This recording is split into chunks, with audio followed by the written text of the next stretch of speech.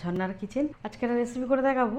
আজকে করব তাল দিয়ে মালপোয়া। কিভাবে বানাই দেখ, শুরু থেকে শেষ পর্যন্ত ভিডিওটা দেখ। চল, তালের মালপোয়া বানানোর জন্য এখানে তালের পালটা বার করে নিয়েছি। এখানে আগে থেকে তালের এটা বার করে নিয়ে নিয়েছি। আর এখানে নিয়েছি চালের আটা ময়দা দিয়ে বানাবো। চালের আটা নিয়েছি 1 বাটি, ময়দা নিয়েছি 1, আর এখানে নিয়েছি চিনি গুঁড়ো। আমি এক্ষুনি করবো মেখে, তার জন্য চিনিটাকে গুঁড়ো করে নিয়েছি। 1 বাটি গুঁড়ো করে নিয়েছি। এখানে দিয়ে দেবো ময়দা, 1 বাটি ময়দাটা দিয়ে দিলাম।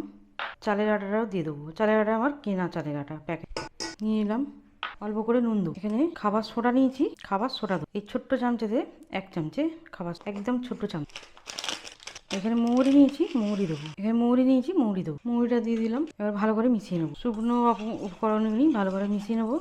ভালো করে মিশিয়ে নিলাম। এখানে এবারে চিনিটা দেবো। চিনিটা এখানে 1 বাটি গুঁড়ো করে নিয়েছি। আমি এখানে দিয়ে দিলাম, বেশিটা দিয়ে দিলাম। আর এইটুকুনি আছে, যদি না হয় মিষ্টি যদি কম হয় তাহলে এটাকে দিয়ে দেবো। ভালো করে মিশিয়ে নেবো।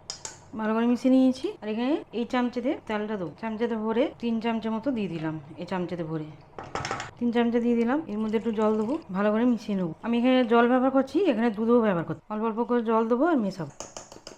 ভালো করে মেশাতে হবে। খুব বেশি পাতলাও হবে না, খুব বেশি ঘনও হবে না। জলটা দিয়ে দিয়েছি, এবারে ভালো করে একটু ফেটে নেবো। চামচাতে লেগে আছে, একটু জল দিয়ে দেবো। জলটাও দিয়ে দিলাম। আর এটা ভালো করে ফেটে নেবো। এটা যদি না থাকে কাঁড়া চামচ দিয়েও ফাটতে পারে, নাহলে চামচা দিয়েও ভালো করে ফেটে নিতে পারে। হাত দিয়েও করা যায়, দিয়েও করে নিতে পারে। একটু ভালোভাবে ফেটিয়ে নেবো, কোনো রকম দানা না থাকে। চিনিটা একটু আমি দেখে নেবো, আর একটু দেবো।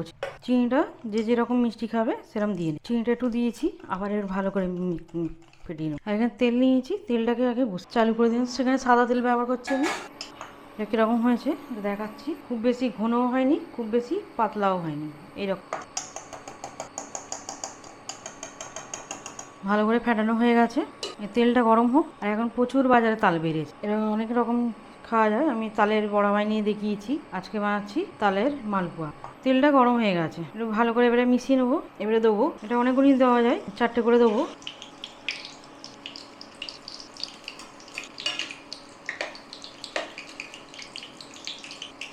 একটু উল্টে দেবো।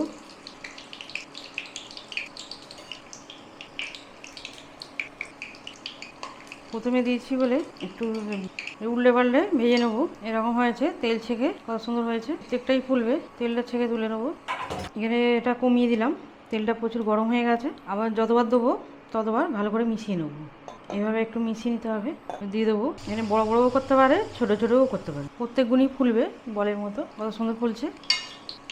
আর তালের মালপোয়াটা খেতে কিন্তু দারুণ লাগে, অবশ্যই ট্রাই করবেন।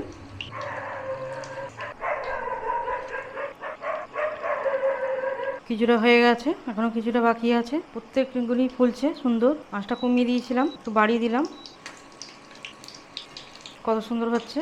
এইভাবে সবগুলি আমি ভেজে নেবো, যেগুলি আছে একটু গোল্ডেন কালার করে ভেজে নেবো। আর আমাদের এই মালপোয়াটা আমার ছেলেও খেতে ভালোবাসে, আমিও খেতে ভালোবাসি, আমার শাশুড়ি মাও খেতে ভালোবাসে এই মালপোয়াটা। আর একটু হবে গোল্ডেন কালার করে একটু ভেজে নেবো। অনেক সময় ব্যাটারটা ভেতরে কাঁচা থাকে, একটু আঁচটা কমিয়ে করলে সুন্দরভাবে হয়। উল্টে পাল্টে করে নেবো। এবারে হয়ে গেছে, তুলে নেবো। আবারও কিছুটা আছে, দিয়ে দেবো। এই হাতাটা ফ্ল্যাট হাতা বলে একদিকে দিয়ে দেয়, আরেকদিকে সরে যায়। সবগুলি এইভাবে ভেজে নেবো যেটা আছে।